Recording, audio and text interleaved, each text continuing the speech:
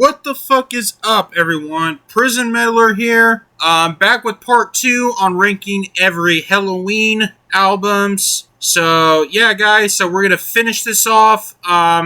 Finish the second half of the discography, just like I said before on part 1. So, make sure you watch part 1 before continuing with this video. So, I'll put the link in the description. If you haven't seen part 1, watch that first and then come back to this video. So yeah, guys, just as usual, we're reviewing the second half of the album. We're not interested in EPs, compilations, live albums, demos, covers, re-recorded albums, or anything released by solo or side projects. And yeah, we're also not reviewing their new album, Giants and Monsters, because that album's not out yet, not until the next month. So anyways, guys, without further ado, let's go ahead and begin. Alright, so continuing off, we got is The Dark Ride, released October 30th, 2000, off of Nuclear Blast Records. Now, this one has a much more different tone than Better Than Raw, as it has a lot more heavier sound, darker sound, drop tune, more gruffier vocals from Andy,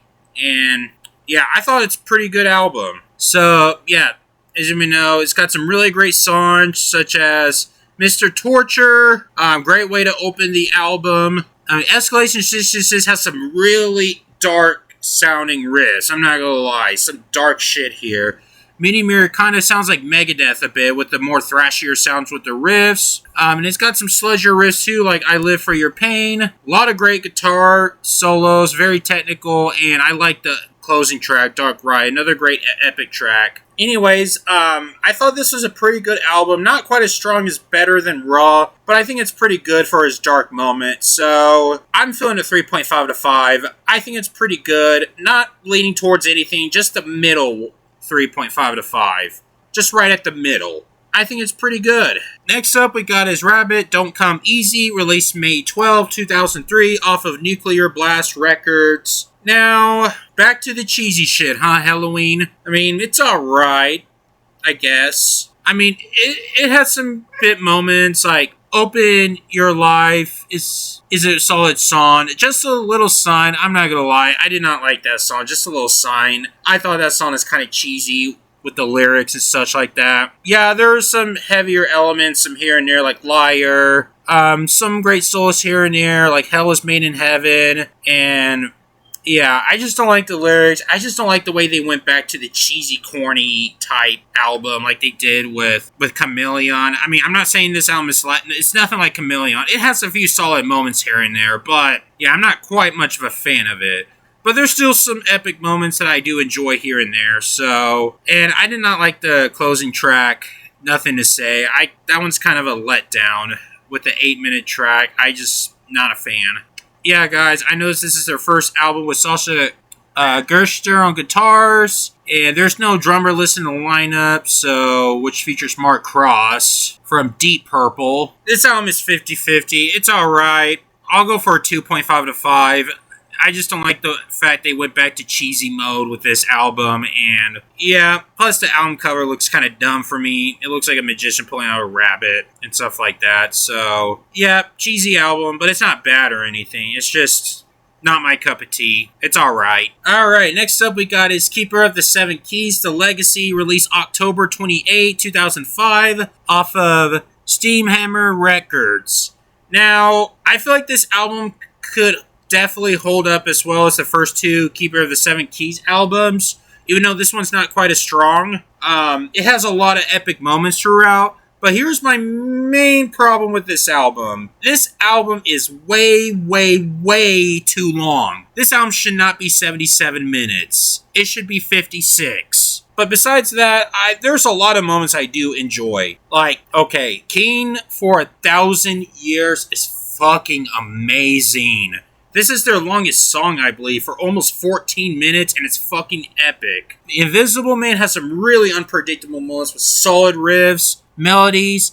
I just love this atmosphere to it. I love the drum solo they did on Born on Judgment Day.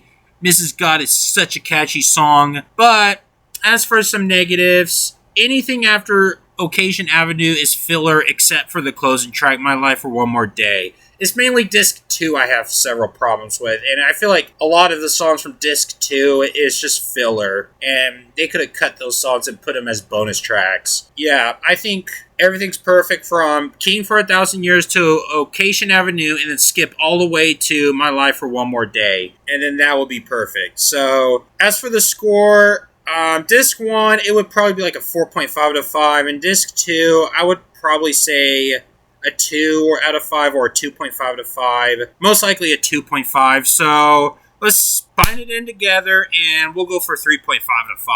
Yeah, maybe lean towards a 3. I don't know, but yeah, we'll go for 3.5 out of 5. I could rate this higher if those songs were trimmed out. So Keeper of the Seven Key, even though not quite as strong as the first two, but it's definitely amazing. Kind of amazing, I guess, but if they cut those songs out, so yeah, I enjoyed it. Alright, next up we got is Gambling with the Devil, released October 24, 2007, off of SPV/Steamhammer Records. Now, this album, I thought it was solid. It feels like another Helloween album.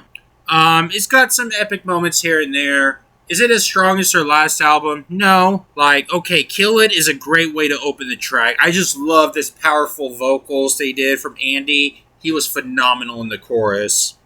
And it's got some epic moments here, like The Saints, Dreambound, and Heaven Tell No Lies. Really epic tracks. But there's some fluff going on in this album. Like tracks like Paint a New World, I Am Me. I Am Me is probably the worst song on this album. I did not like that song. Cheesy as hell. And Can Do It, another cheesy track. But yeah, I don't mind this album. Some people said this is their strongest album in a long time, and I have to disagree. I think their last album is better. I don't mind this album. It's just, I would skip a few songs. It's not bad or anything like that. So I'm going to go for a 3 to 5. I think it's decent. It's got some really powerful moments here and there, and yeah, I feel like it's decent.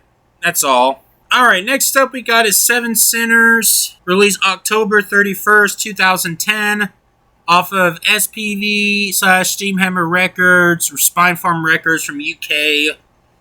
They're starting splitting record labels, I guess. I actually quite enjoy this one. I thought this is okay. Gambling with the Devil is not their strongest in a long time. This album is. Seven Sinners is definitely their strongest in a long time. I actually quite enjoy this one. And I say it's probably their most underrated record. I like how the album opens soft with tracks like Where the Sinners Go. I definitely dug it. Are You Metal? Don't get me started with this song. I pretty much considered it as the modern version of Heavy Metal Is the Law. Like, a lot more modern version. It has a lot more of a speed metal elements to it. Who's Mr.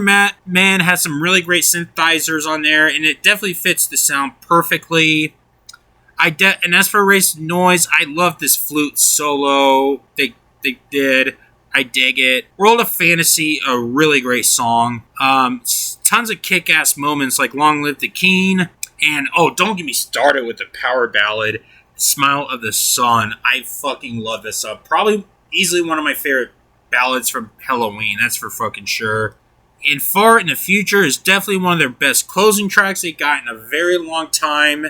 And yeah, that's pretty much all I have to say about this record. I think this is a very underrated record. Probably maybe one of their best records of all time. I don't know. I mean, it doesn't hold up as well as the first three albums, but I don't know. I mean, not quite as good as Time of the Oath, but it's definitely their strongest since that album. So I'll go for a 4 to 5. I think it's a really great record. If you haven't listened to this album, check this out. Why not? I feel like this is a very underrated record. Next up we got is Straight Out of Hell, released January 18, 2013, off of The End Records. Oh man, what the hell happened here? I mean, they really boosted up with Seven Sinners, and then this album, they kind of went downhill a bit. I mean, it's not bad. I mean, I just don't like this happy sounding going on to it. Like, I don't know. I'm just not a fan of it. I don't want to discuss a lot of lyrical themes on it because it may take a video a bit too long. I just don't like this lighthearted sound they go through with this album. But it has some solid moments here and there. Like, Nabataya. Yeah, Nabataya. I thought that's a solid opening track. Same with World of War and Burning Sun. Those are really great tracks. I do like this tribute to Freddie Mercury with tracks like Wanna Be God and Church Breaks Down. I think it's pretty decent way to close the album. As for the rest, it's cookie color filler, I would say. It's not quite interesting. I thought this album was meh, so we'll go for a 2.5 out of 5. Mainly because of those solid tracks. I mean, if none of those tracks were on the album, then this album would probably be a 2 out of 5. Yeah, 2.5 out of 5. It's okay. It's, I don't know. I just don't like this direction they went to after Seven Sinners. Alrighty, next up we got is My God-Given Right, released May 29, 2015, off of Nuclear Blast Records. So, they went back to Nuclear Blast, huh? And anyways, guys, oh man, this album, according to the band members, it's considered as a Back to the Roots album. Nope, it's not. That's a lie. It's basically the same as their last album, just more filler songs. And I'm not quite a fan of it. It's the same as their last album, just still more happier roots and shit like that. It says it's good old classic heavy metal the way it's supposed to be, and no, it just sounds more modern, it's more radio friendly, and not a fan. I don't want to go through the songs, to be honest with you. It's just a huge bore to listen to, and I could barely remember anything from this album. Like, a lot of predictable moments with songs like Heroes. Heroes is such a boring way to open the album. Battles Once, which was fine, I guess, but yeah, I can't remember anything else from this album because it bores me to tears, and even the epic track like You Still Have War isn't really doing much for me. The only few positives I can say is there are some solos that kind of kicks ass here and there from Michael Weth and Sacha, so I'm going to go for a 2 to 5. Why not lower? It's mainly because of the solos that the two put out in some of the songs. But if it wasn't for those solos, then this could be a 1.5 to 5. So, yeah, I'll go for a 2 to 5, leaning towards a 1.5. If Chameleon didn't exist, then this would be their worst album. I'm sorry, guys. I just cannot get into this album. I am not feeling it whatsoever. So yeah, guys, it's not terrible or anything. It's not like a laughingstock like Chameleon is. It's just boring. But at least it's not cheesy, if you know what I mean. I mean, I don't mind some of the cheesier moments from Helloween. At least it's fun. But this one, even though there's no cheesy moments, it's just very cookie cutter filler fest album. Next up, we got us your self-titled Helloween, released June 18, 2021, off of Nuclear Blast Records. Now, this album brought back all three vocalists together, brought back Michael Kiske and Kai Hansen. The first time they came back in over 30 years. Well, actually, Kai Hansen for over 30 years. Michael Kiske since the god-awful album Chameleon. And I love the way they came back. I mean, honestly, I think this is better than Seven Sinners. Like, they definitely brought it up this time. The albums stay on spot on. They didn't lack everything like they did on the previous albums. Yeah, I mean, the song Out for the Glory is such an epic opener. Like, welcome back, you two. Fear of the Fallen. I mean, what else I could go on the song? Robot King is definitely a great song. Very underrated too. I kind of like the space sounding elements to it. And the closing track, Skyfall. This is probably the best epic since King for 1,000 Years. I thought this song is fucking outstanding. Yeah, Long Live the King. No, what the hell? I'm sorry. Out for the Glory, just as usual. Great epic opener. I love the energy from all three vocalists. They all did amazing. Solos are amazing. I love this production. It definitely brought back the old school sound from Helloween. And yeah, guys, I think this is probably their strongest since Keeper of the Seven Keys Part 2. Probably their strongest since then. I think I like this album more than Time of the Oath. Probably my top 5 favorite Helloween albums. So, yeah, guys, I'm going to give this a very strong 4 to 5. Maybe lean towards a 4.5. I think this is easily their strongest album. This album makes me want to look forward to see what they got on their next album. Because if they keep this up, man, Keep consistent. No more falling back. And why the fuck are they not doing this sooner? Why not? Come on, guys. I love the fact when they all three vocalists collaborate together. Like, not a lot of bands do that. Yeah, I mean, this is definitely you want to hear from Helloween. Bring back the epicness. Fuck all that cheesy shit. I honestly think this is probably their strongest since Seven of the Keeper's Key, or Keeper of the Seven Keys, whatever you call it. So yeah, Keeper of the Seven Keys, definitely their strongest since that album, for sure. Yeah, I fucking love this album. One of the best albums of 2021. Alright guys, that is the wrap for ranking every Helloween album. So what are your thoughts? Let me know in the comments. So yeah guys, I don't know what's my next. Probably between The Buried and Me or Deftones. I don't know, but, well, I've done Deftones, so I'll probably do a re-rank like I did with Black Sabbath. Or I'll probably rank every non-Aussie Black Sabbath albums. Who knows? So yeah guys, that's it. If you enjoy this video, leave a like and all that bullshit. And check out whatever those videos that's popping up on my screen. And yeah, guys, that is it. I'm going to go ahead and get the fuck out of here. So later, guys. I'm out.